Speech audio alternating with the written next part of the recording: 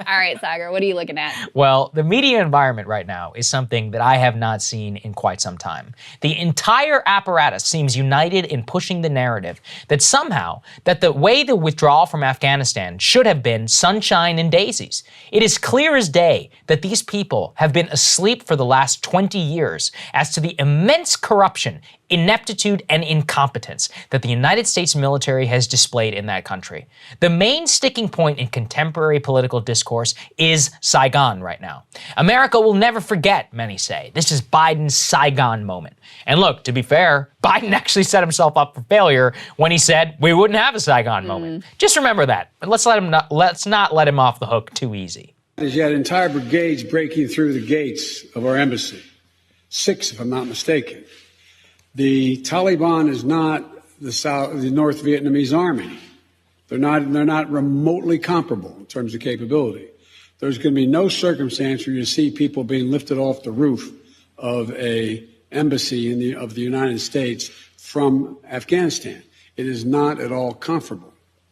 So the question now is, where do they go from here?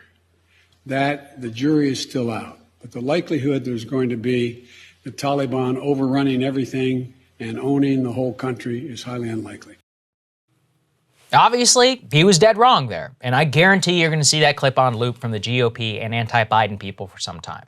But the question arises, when people say we shouldn't have a Saigon moment, what are they really saying? Something that I was especially struck by yesterday when talking with Richard Hanania was his observation that if you want to really talk about Saigon and the South Vietnamese army, they at least held on for 2 years after the end of most U.S. combat operations. Afghanistan could not even hold on for 3 weeks. The fall of Kabul happened faster than the fall of Saigon. It faced no resistance, and the army that we spent $100 billion on collapsed within just a few hours. In many ways, it seems we did a better job in Saigon than we did in Afghanistan, which again raises the question, what use is Saigon as a metaphor?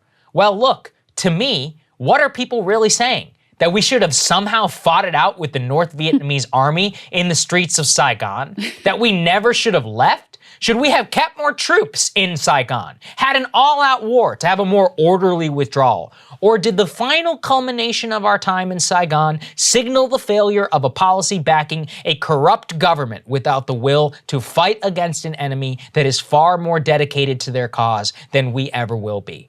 That's the lesson of Saigon to me. It is a lesson we should have learned in 2002, not 2021. The responsibility of the chaos that we see in Kabul lands squarely on the presidents and generals who lied to the American people just like they did in Vietnam.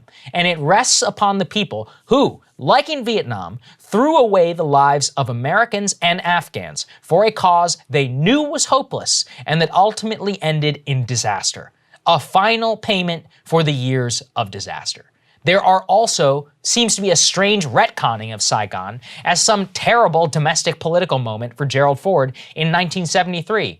And look, I don't like bringing in domestic politics into this, but many Republicans seem to think that picking up on this is some great strategy to attack Biden.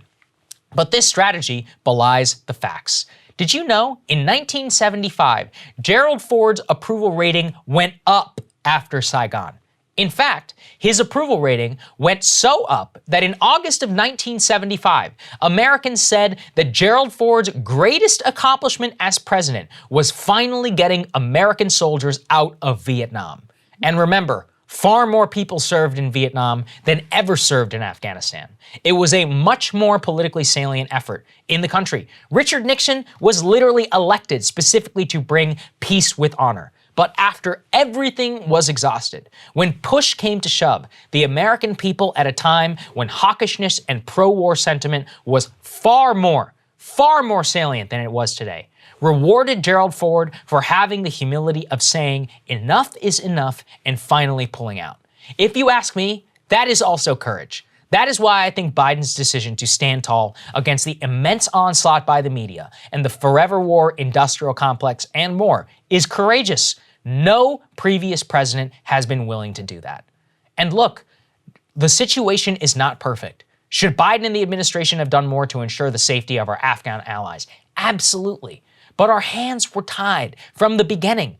The basic fact is, our mission there was not direct military occupation. It was supporting the Afghan government, trusting they may have a modicum of courage to actually stand and fight for their own country. And now, given how quickly they folded up and left, that ties our hands and severely restricts our options. We had two choices: leave like we did in Saigon in 1975. Leave and admit the enemy that defeated us. We tried desperately, and once again, they showed us their resolve. Or we stay.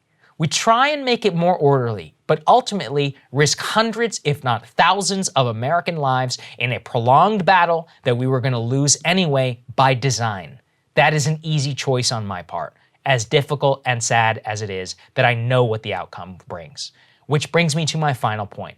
The hope of the post-Saigon America was that we would be both humbled by our experience in Vietnam and that in the future only invest American blood and treasure when real national security interests are at stake. What actually happened is that on full display, it's in our media right now, somehow our sensible policy of leaving Afghanistan and admitting defeat is seen as some national stain. A real national stain is that we lost 55,000 American boys in Vietnam for nothing. And then we ignored and shamed their legacy on the wall nearby the studio by losing another 2,300 in Afghanistan. Not to mention how many veterans suffered when they came home from both of these wars. Instead, the elite foreign policy establishment, they see what is happening in Kabul as some sort of vindication of their own design, when in the ultimate, really what it is the ultimate repudiation of their 20-year failed project. So I'm asking everyone today, learn the lesson of Kabul. The same lesson we should have learned from Saigon. Let's have some humility and let's take care of our vets. Let's be extremely reluctant whenever we put their lives on the line, and let's actually honor the legacy of the dead. And that is, it's funny, like when John... Hey guys, thanks so much for watching. That's right. Just as a reminder, you can become a premium subscriber today. Watch the full show completely uncut, our reactions to each other's monologues. You get to listen to it, you get to ask us questions, all that good stuff. Link is right there in the description or at breakingpoints.com. Best of all, great way to say screw you to the mainstream media.